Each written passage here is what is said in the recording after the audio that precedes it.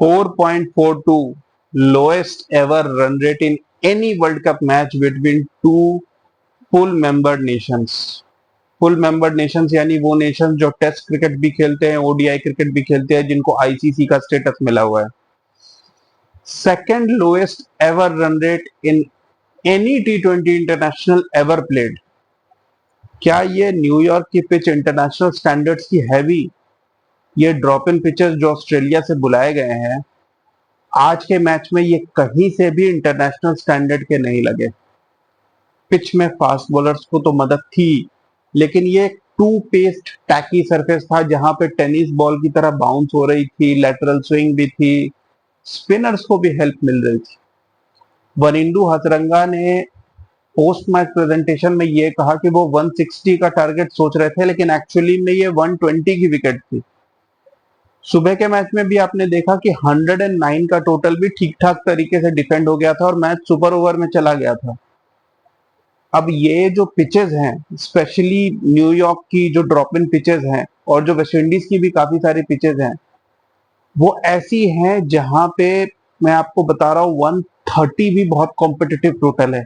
और टीम्स को एक बार ये चीज एनालाइज करनी होगी कि हर जगह पावर हिटिंग से काम नहीं चलेगी, सिंगल्स और डबल्स का भी बहुत बड़ा रोल है, और श्रीलंका यहीं पे मिसिंग थी. एक बहुत ही स्लो स्टार्ट थी, हालांकि विकेट्स इन हैंड थे 31 for 1, लेकिन वहां से सडनली एक रश ऑफ ब्लड कह लीजिए आप, या एक सडनली उनको रियलाइजेशन हुई कि 7-8 ओवर हो गए हैं, वी आर जस्ट 31, और वहां से 14 रनों पे 5 विकेट गिर गए और मैच वहीं खत्म हो गया. श्रीलंका के किसी भी बैट्समैन ने यह कोशिश नहीं की कि वो लास्ट तक टिका रहे और दूसरे एंड से हिटिंग हो. एंड में मैथ्यूज और शनाका ने एक दो सिक्सेस मारे तो टोटल 77 तक पहुंचा, लेकिन श्रीलंका 5 बॉल रहते आउट हो गई. एंड में साउथ अफ्रीका कंफर्टेबली जीत गई, लेकिन कहीं से भी साउथ अफ्रीका डोमिनेंट विक्ट्री नहीं कर पाई. वरना जिस तरह की batting power house south Africa है, ये 78 का टोटल साउथ अफ्रीका 10 ओवर के अंदर चेस करना चाहिए था, लेकिन साउथ अफ्रीका भी 16 ओवर लग गए साउथ अफ्रीका को यहां तक पहुंचने में. उनका भी इनिंग्स का रन रेट लेस देन 5 रहा. पहला मैच था ये, तो साउथ अफ्रीका के लिए रन रेट भी इंपॉर्टेंट था, लेकिन there was no point going for the run rate, क्योंकि ये पिच ऐसी थी कि यहाँ 120 अगर श्रीलंका ने बनाए होते तो शायद साउथ अफ्रीका फंस जाती. अब यहाँ पर वनिंदु हसरंगा की कैप्टेंसी के बारे में भी बात करनी जरूरी है, क्योंकि बहुत ही हॉरिबल कैप्टेंसी थी.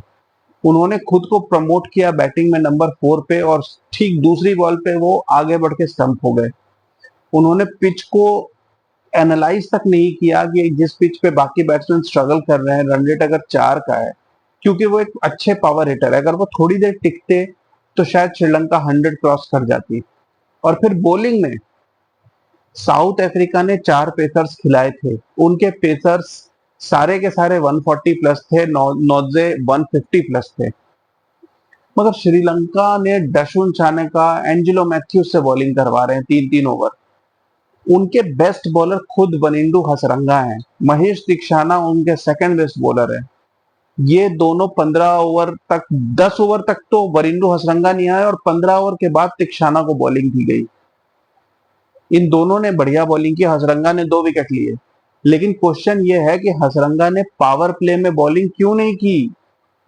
क्या श्रीलंका के पास है 150 वाले बॉलर, 140 प्लस बॉलर? क्या डशुन चानेका 6 विकेट लेंगे? क्या एंजेलो मैथ्यूज 3 विकेट लेंगे? तो ये चीजें श्रीलंका को समझनी चाहिए. उनकी स्ट्रेंथ ये नहीं है. और ऐसा नहीं था कि ये पिच सिर्फ फास्ट बॉलर फ्रेंडली थी. केशव महाराज ने भी बढ़िया बॉलिंग की और हसरंगा को भी हेल्प मिली.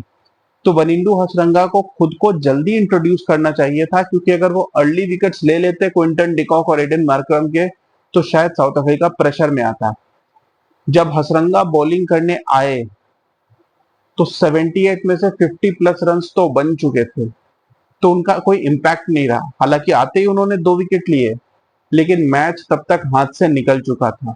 और महेश दीक्षाना, जो कि उनके बहुत ही बढ़िया बॉलर हैं, जो आईपीएल में भी चेन्नई सुपर किंग्स को रिप्रेजेंट करते हैं, उनको 16वें ओवर में बॉलिंग के लिए लाया गया. तो इस तरीके की मेजर कैप्टेंसी मिस्टेक्स किए। अब जो अगला बड़ा क्वेश्चन है वो ये है कि इसी ग्राउंड पे इंडिया वर्सेस पाकिस्तान होना है। अब इसी पिच पे होगा या किसी और पिच पे ये मुझे नहीं पता, लेकिन इसी ग्राउंड पे होना है।